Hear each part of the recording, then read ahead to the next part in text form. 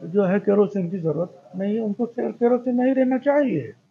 हमारे pass kerosene बहुत है, जितना चाहिए उतना दे सकते हैं, मगर कोर्ट की वो एक लकीर जो है वो निकालने की आवश्यकता है। हम लोग कोशिश तो कर रहे हैं।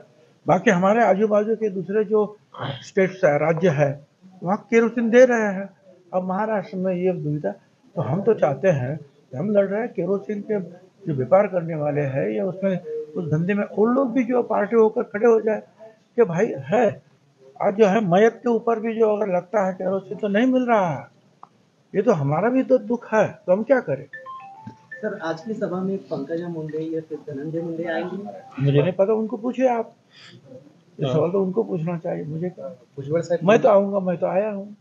भुजबळ साहेब, तुमचे बीडचे दौरे जे आहेत ते वाढलेले आहेत, त्यामुळे जरांगे बीडचे पाटील दौरे कुणी सांगतो? बऱ्याचदा तुम्ही कधी सांगा ना.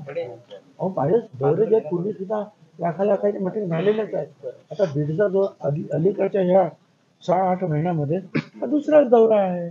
पहिला जो आहे तो फक्त जे जाळपोळ केली, त्यांची घरं पाहिली, हॉटेल पाहिलं आणि आता परत जातोय तिथे सगळं. जरांगे पाटील म्हणतात की तुम्ही वारंवार बीडला जाताय, खास करून म्हणजे त्याला त्याचा अभ्यास कमी आहे.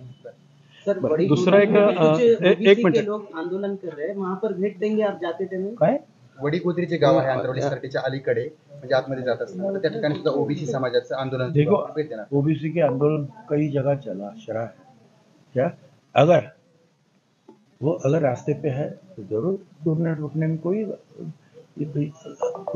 हरकत नहीं है, कोई प्रॉब्लम नहीं है।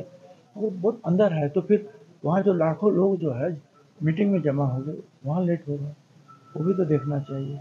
और मैं समझता हूँ कि सब लोग जो है आंदोलन करना चाहिए, कैंडल मोर्चा निकालना चाहिए, सब लोग अपने अपने ढंग से जो गांव में जो अपना अपना काम करना चाहिए, मगर जहाँ ओबीसी की मीटिंग है वहाँ भी तो हाजिर होना चाहिए।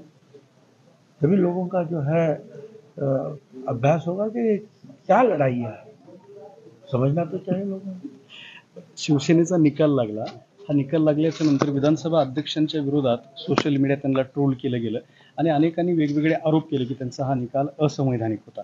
या टीकाकारांकडे तुम्ही कसं बघता, निकालाबद्दल काय मत आहे? हे पहा, आजकाल हे जे समाज माध्यम आहे, टीकाकार आहे, या बाजूने गेलं तरी टीका आहे, त्या बाजूने गेलं तरी टीका आहे. शेवटी त्यांनी जो आहे त्यांचा जो अभ्यास, ते स्वतः वकील आहेत, अनेक वकिलांचा कायदेतज्ञांचा त्यांनी सल्ला घेतलेला आहे. आता त्यातून जे त्यांना वाटलं तो निकाल त्यांनी तो लोकशाही मराठी ऐका, पहा, जागरूक रहा.